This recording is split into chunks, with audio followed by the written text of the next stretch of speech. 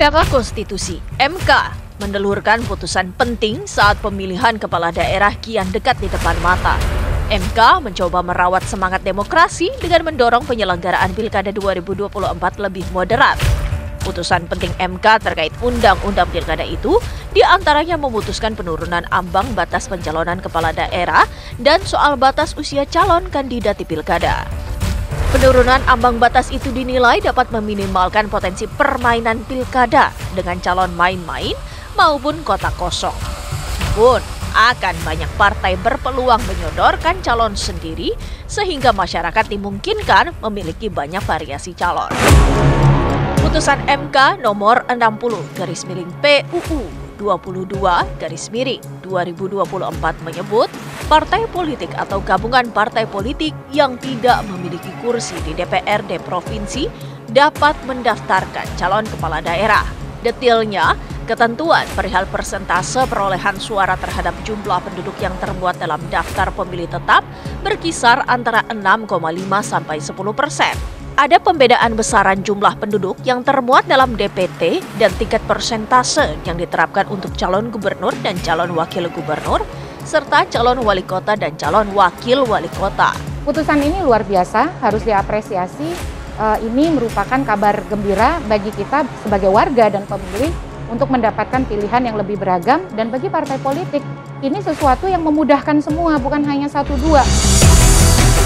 Putusan itu bak membuka jalan bagi partai politik yang tidak memiliki kursi di Dewan Perwakilan Rakyat Daerah atau DPRD untuk mengajukan calon kepala daerah pada Pilkada serentak 27 November mendatang. Sebab jika mengacu pada pasal 40 ayat 1 Undang-Undang Pilkada terdahulu menyebutkan partai politik baru dapat mengusulkan calon apabila memenangkan minimum 20% dari total kursi di DPRD pada pemilu legislatif atau memenuhi 25% akumulasi perolehan suara sah dalam pemilu DPRD. Saya kira putusan Mahkamah Konstitusi yang hari ini kita dengar secara terbuka menjadi oase, menjadi kabar baik bagi demokrasi kita.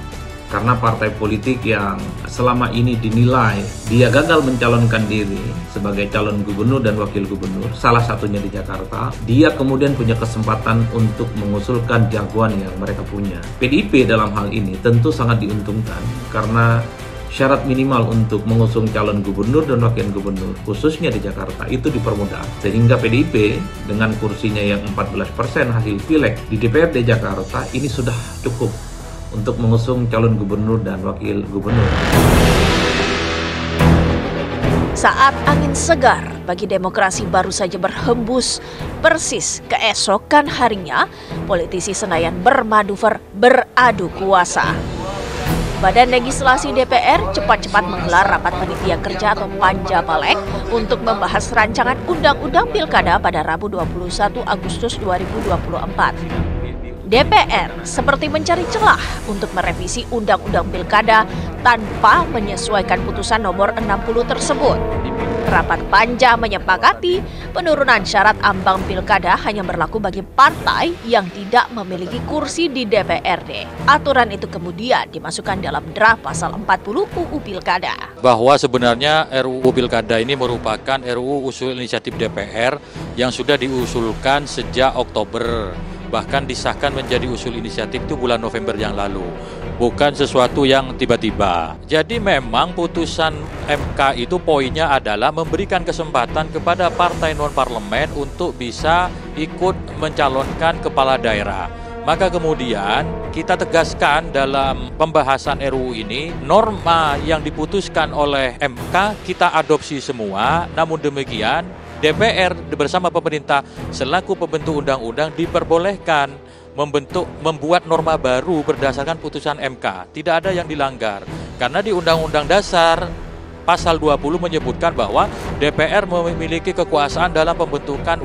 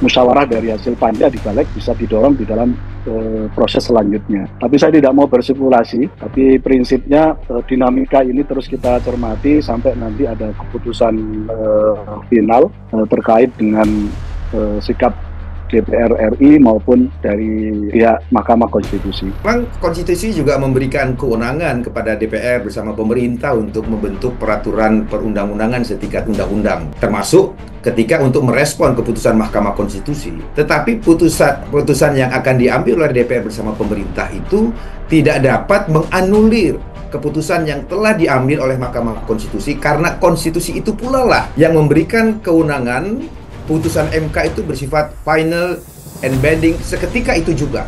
Saya berharap Bung Saiful Huda, teman-teman PKB dan teman-teman dari fraksi-fraksi lain di dalam membahas revisi Undang-Undang Pilkada saat ini hendaknya senantiasa kita berpegang teguh pada kesepakatan bernegara kita, yaitu negara demokrasi yang berdasar atas hukum. Kalau kita tidak lagi memiliki demokrasi yang berdasar atas hukum dan tidak ada kepastian hukum, maka kepercayaan rakyat akan pudar. Konsistensi memperbaiki kualitas demokrasi semestinya tidak berhenti sebatas slogan. Aspirasi rakyat banyak pun sudah selayaknya dikedepankan.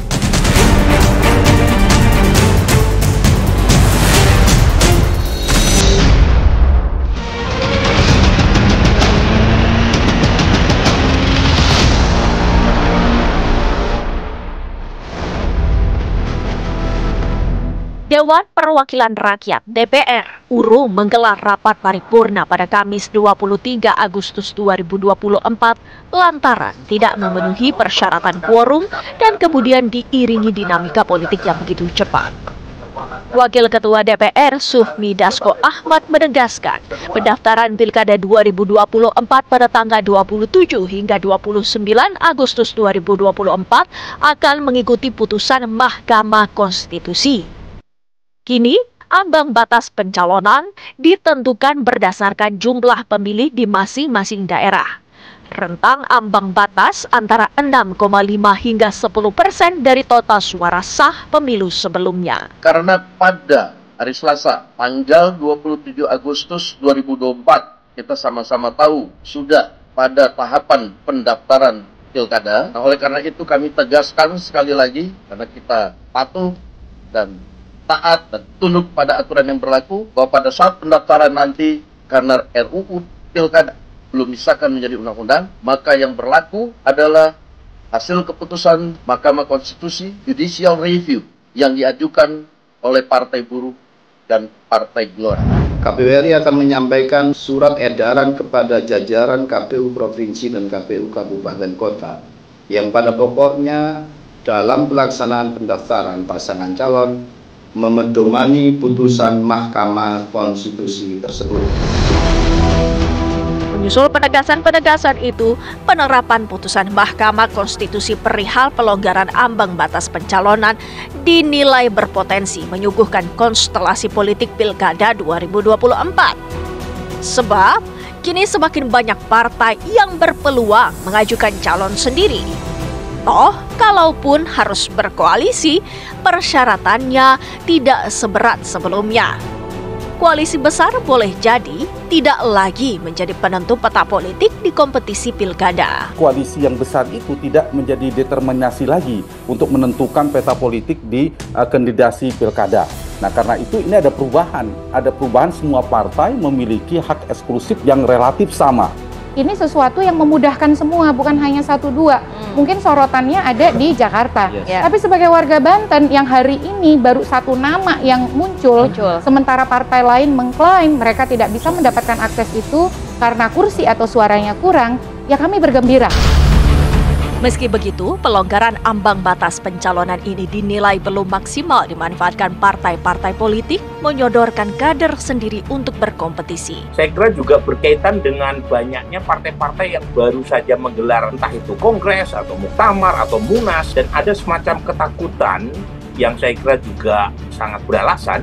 Kalau misalnya mereka tidak solid, itu akan diganggu tingkat legitimasi terutama di mata pemerintah. Jadi hal-hal semacam ini saya kira yang membuat saya punya kesimpulan efek putusan MK tidak cukup maksimal, terutama dalam menyodorkan pilihan yang beragam kepada masyarakat. Perlu disadari, perlu diterima bahwa untuk mencalonkan seseorang menjadi pimpinan daerah dari partai politiknya juga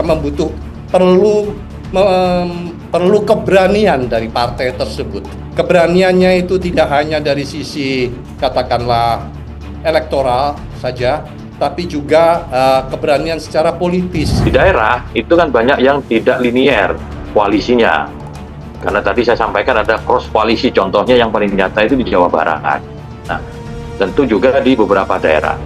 Dampak putusan MK ini juga selain di daerah-daerah ibu kota seperti Jakarta, di kabupaten kota yang selama ini dimungkinkan munculnya calon tunggal, itu kemudian tidak lagi ada calon tunggal. Karena dengan threshold yang di putusan MK itu membuat partai politik itu bisa mengusung calonnya sendiri. Itulah yang membuat kemudian pilihan-pilihan masyarakat itu semakin banyak. Sulit dipungkiri, pemilihan gubernur Jakarta paling disorot.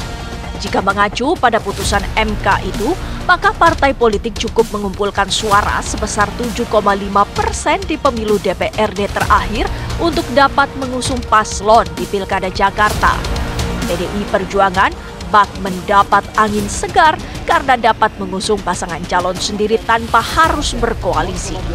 Diketahui perolehan suara dan kursi PDI Perjuangan di DKI pada pemilu lalu sebesar 14,15% atau setara 15 kursi. PDI Perjuangan tentu tak ingin melewatkan kesempatan berharga ini. Pada tanggal 20 Agustus kemarin, tepat setelah 1 jam putusan Mahkamah Konstitusi, saya ditugaskan oleh partai untuk bertemu secara langsung dengan Mas Anies Baswedan untuk menjajaki kemungkinan kerjasama itu. Saya sebut kemungkinan kerjasama itu karena memang banyak kader di PDI Perjuangan yang juga sebenarnya siap ya, untuk dikontestasikan di dalam Pilkada DKI Jakarta ini. Anies Baswedan yang santer dikabarkan bakal diusung PDI Perjuangan berdampingan dengan Rano Karno batal dideklarasikan pada H-1 pendaftaran. Bahkan Anies pun tidak tampak saat Partai Banteng Moncong Putih mengumumkan calon kepala daerah gelombang 3 itu. PDI Perjuangan kemudian ramai disebut lebih memilih kader sendiri, yakni Pramono Anung berdampingan dengan Rano Karno untuk maju di Pilkada Jakarta. Dan kita tunggu sajalah 1-2 hari ini. Memang PDI Perjuangan selalu berada dalam posisi di ujung ketika menentukan hal-hal yang sifatnya strategis. Dan ini kan bukan hanya Jakarta yang belum kami putuskan, ada Jawa Timur juga, ada Jawa Barat. Yang mudah-mudahan siapa yang terbaik untuk rakyat Jakarta, rakyat Jawa Timur, rakyat Jawa Barat, dan 30-an daerah lain yang belum kami putuskan akan segera diputuskan. Putusan MK soal ambang batas dipercaya menguntungkan semua bangsa Indonesia karena berlaku untuk seluruh masyarakat di Republik ini. Mereka yang memiliki integritas dan kecakapan kepemimpinan waktunya tampil ke depan mengalirkan semangat perbaikan.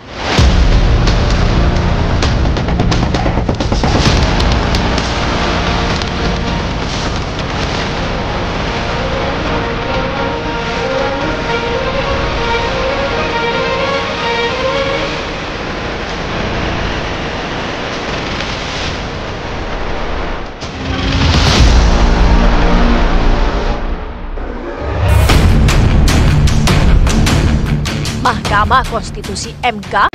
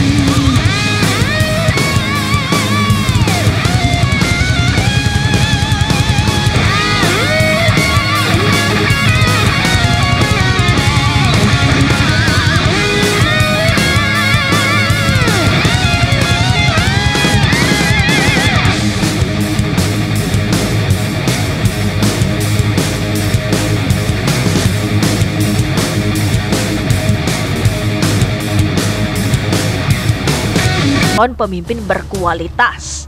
Kendati pilihan itu pun tetap berpeluang menghadirkan resiko. Tak ada gading yang tak retak. Alih-alih sekedar mengandalkan kata hati dan emosional, pemilih cerdas akan mengedepankan nalar rasional, mencari informasi sebanyak mungkin dari berbagai sumber sebelum menjatuhkan pilihan di bilik suara.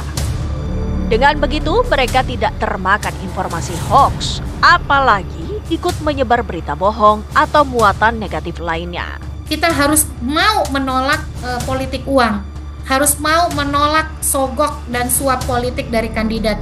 Kalau dia saja tidak menghargai kita sebagai pemilih yang harusnya anti korupsi, maka bisa jadi saat menjabat dia pun akan menggunakan perilaku yang sama. Itulah kenapa penting bagi kami dalam proses pendaftaran pasangan calon kepala daerah dan wakil kepala daerah ini, kepala daerah dan wakil kepala daerah tersebut yang daftar, ya maksud saya calon kepala daerah dan wakil kepala daerah yang didaftarkan tersebut itu menyampaikan visi misi, ya visi misi dan program pasangan calon harus sesuai dengan rencana pembangunan jangka panjang daerah.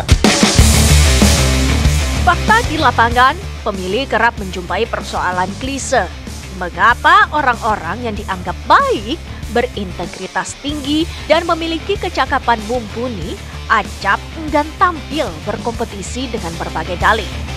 Putusan MK soal pelonggaran ambang batas dipandang dapat menjaring banyak calon pemimpin, kendati saat ini putusan itu terbit di sisa waktu pendaftaran yang terbilang sempit. Calon yang banyak itu akan kita respon atau kita akan sambut dengan gembira dengan perilaku pemilih yang menolak politik uang, memastikan birokrasi yang netral, dan juga penyelenggara pemilu yang profesional dan non-partisan. Sejak 2015, jumlah pasangan calon kepala daerah tunggal terus meningkat. Bawaslu menyebut pada Pilkada 2015 hanya ada 3 calon tunggal. 2 tahun berselang pada Pilkada 2017 muncul 9 calon tunggal. Setahun kemudian dalam Pilkada 2018 bertambah menjadi 16 calon tunggal. Pada Pilkada 2020 mencuat 25 calon tunggal. Fenomena itu disebut-sebut lantaran koalisi partai politik pengusung calon bersangkutan ingin lekas mengamankan peluang kemenangan sejak awal. Sedangkan parpol di luar koalisi yang menakar peluang mereka untuk menang kecil lantas menahan diri dari kompetisi. Menyusul putusan MK yang terbit hanya sepekan sebelum hari pendaftaran, akankah panggung pilkada menyuguhkan persaingan sehat yang lebih kompetitif? Kita harus menggunakan putusan nomor 60 MK untuk mendorong, memastikan, dan meminta partai politik mengusung kader-kader terbaiknya sesuai dengan figur yang dikehendaki konstituen. Pilkada yang mestinya menawarkan keragaman politik ini, keragaman pilihan ini, hanya akan bermakna walaupun calonnya banyak, kalau orang yang kita pilih dan terpilih nanti adalah mereka-mereka yang berkompetisi dengan sehat, dengan tanpa korupsi atau tanpa politik uang, dan betul-betul memang jelas visi misi dan programnya. Dampak putusan MK mungkin saja memunculkan lebih banyak kandidat. Namun, perlu dicermati bila kuantitas belum tentu berjalan beriringan dengan kualitas. Indonesia Corruption Watch atau ICW mengungkap tidak kurang dari 61 kepala daerah menjadi tersangka korupsi sepanjang rentang waktu 2021 hingga 2023 lalu. Umumnya mereka tersandung kasus suap menyuap dan penyalahgunaan anggaran belanja daerah untuk kepentingan pribadi hingga jual beli jabatan. ICW mencatat dari kurun waktu 2021 sampai 2023 saja, tidak kurang dari 61 kepala daerah menjadi tersangka korupsi dengan modus mulai dari suap hingga jual beli jabatan. Apabila partai-partai politik yang sebelumnya terjegal dalam mengusung calon kepala daerahnya sendiri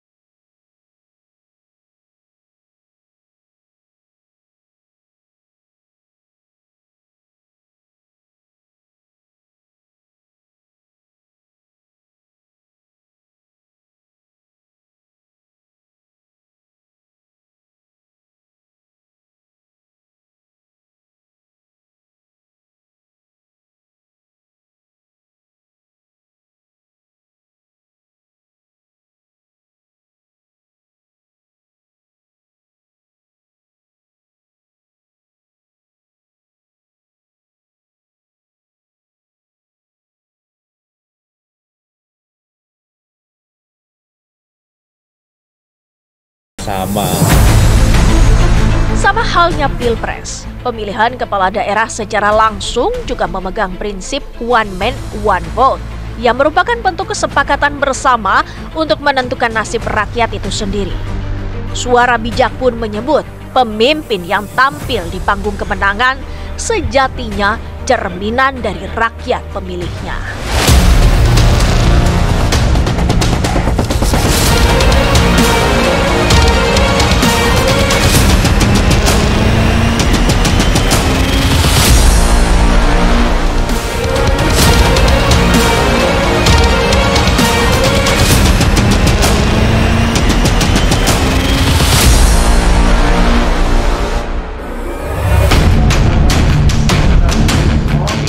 Rakyat.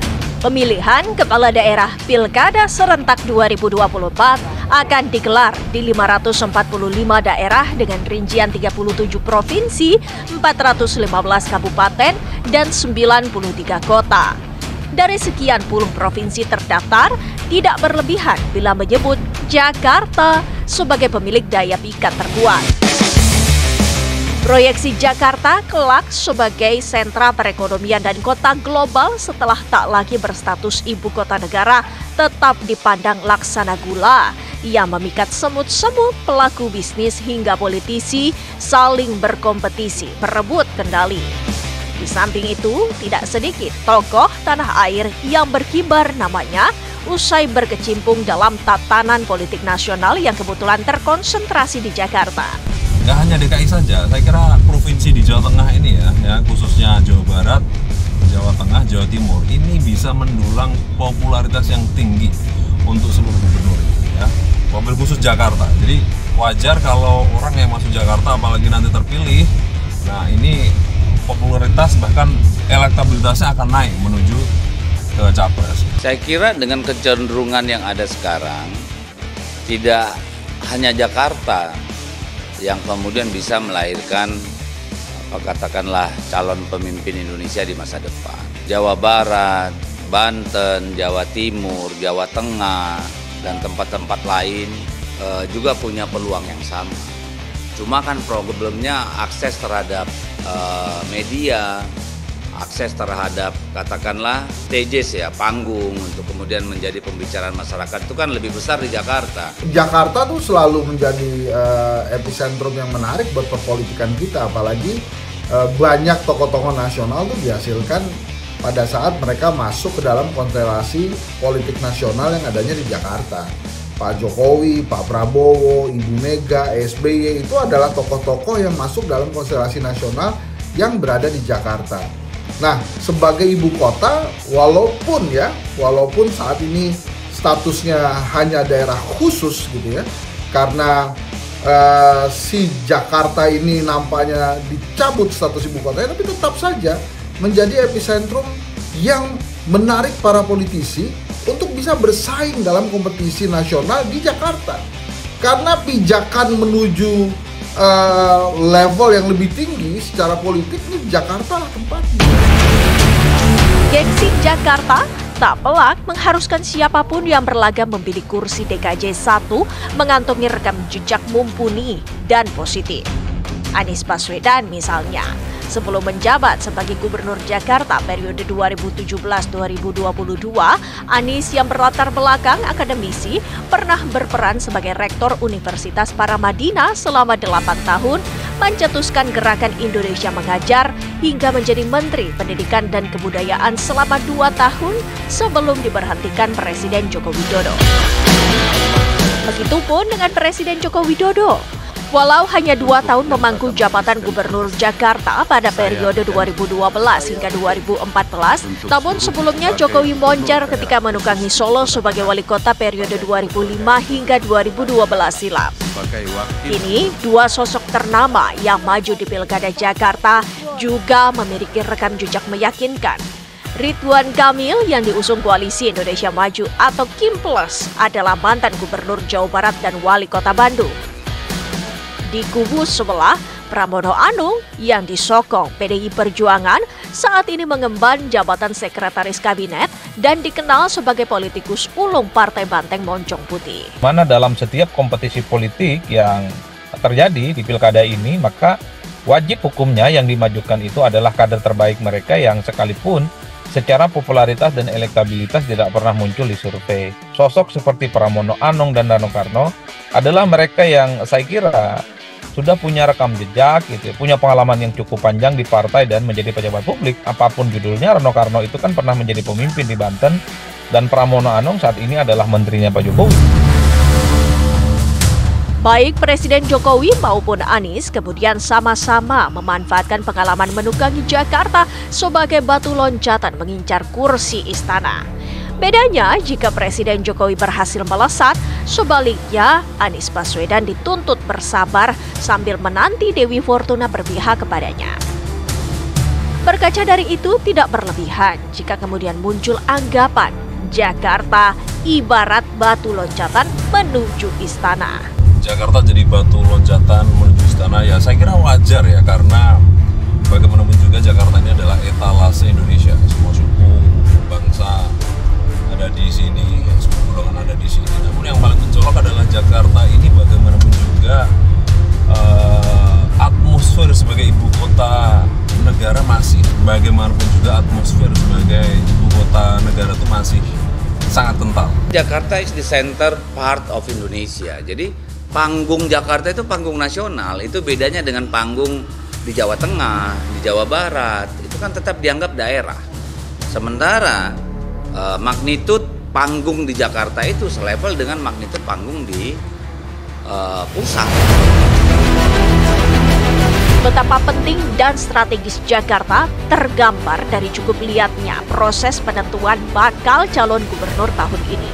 Bahkan dinamika politik yang mengiringi proses pencalonan itu acap bergulir begitu cepat disertai kejutan-kejutan tak terduga. Terbitnya putusan Mahkamah Konstitusi soal pelonggaran ambang batas pilkada pada sepekan sebelum hari pendaftaran seakan menghidupkan atmosfer kompetisi daerah tanpa terkecuali Jakarta. Begitu strategisnya Jakarta, maka semua kekuatan politik ya, baik yang punya kekuasaan, baik tadi yang di pemerintahan maupun partai politik, elit politik, semua ya bahu-membahu untuk bisa memenangkan kandidatnya di daerah khusus Jakarta ini. Jakarta maupun daerah lainnya butuh figur pemimpin berintegritas dan memiliki kecakapan jempolan untuk membawanya ke arah yang semakin baik. Terlebih, Jakarta kelak digadang-gadang sebagai sentra perekonomian dan kota global saat ibu kota negara telah berpindah tempat.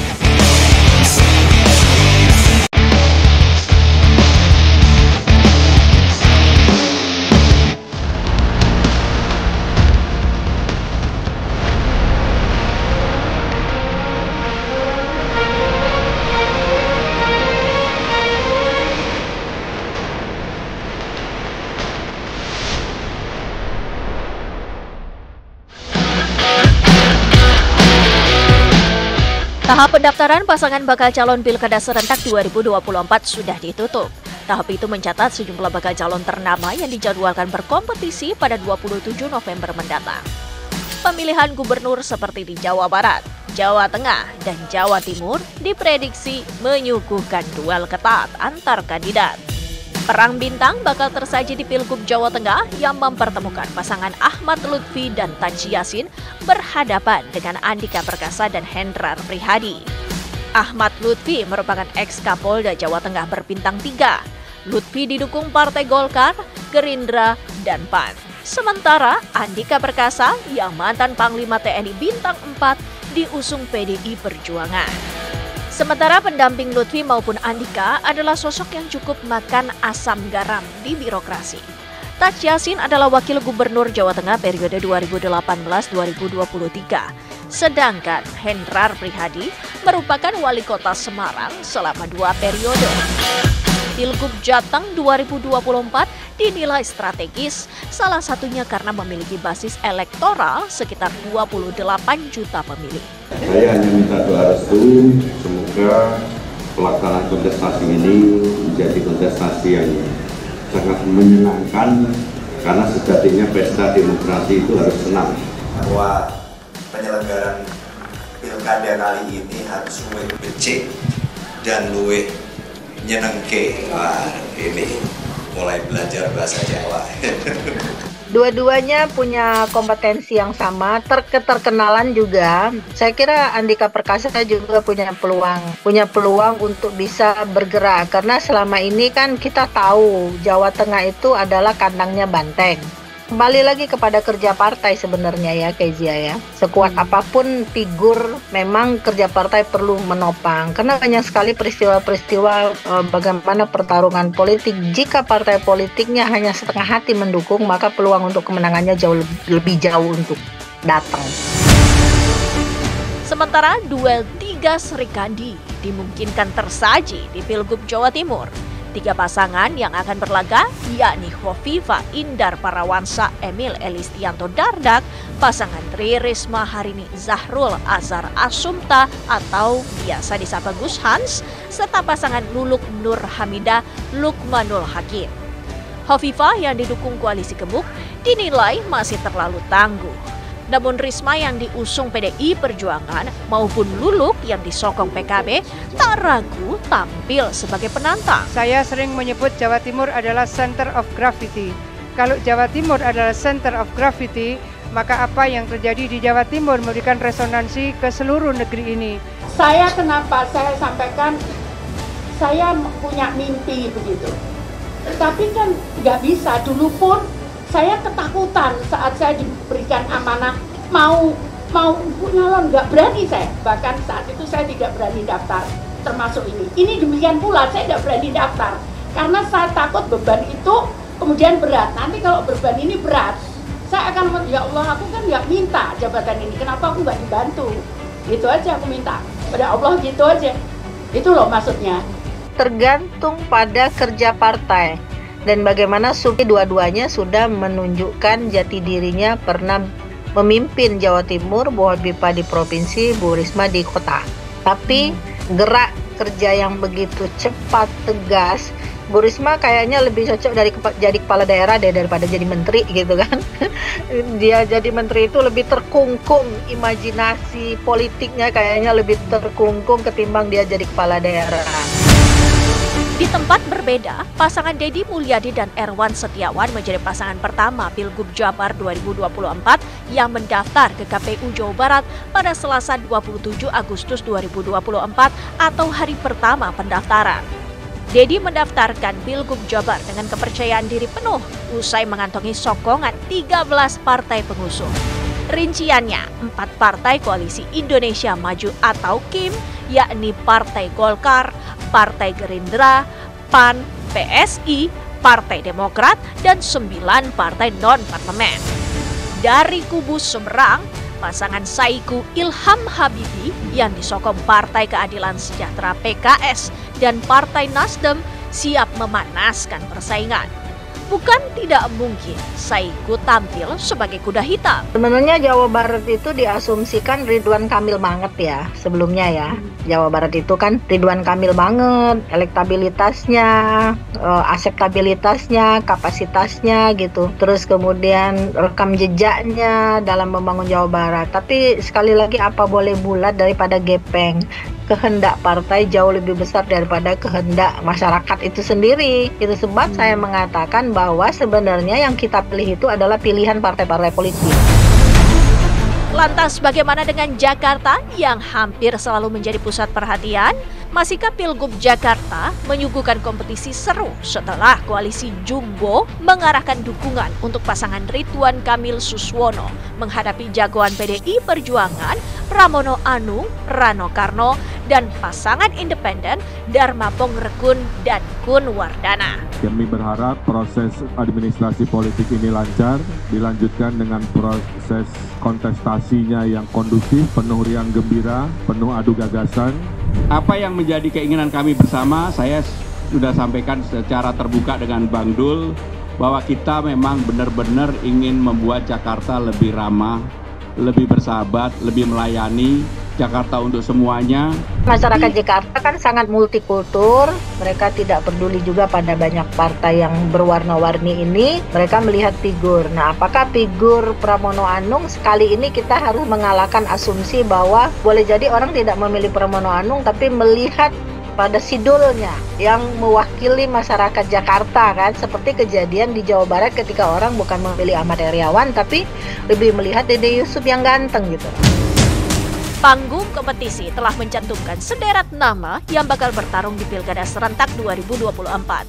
Selanjutnya, giliran pemilih cerdas, aktif, dan kritis dibutuhkan untuk mendorong terwujudnya penyelenggaraan pemilu dan pemilihan yang berintegritas dan berkualitas.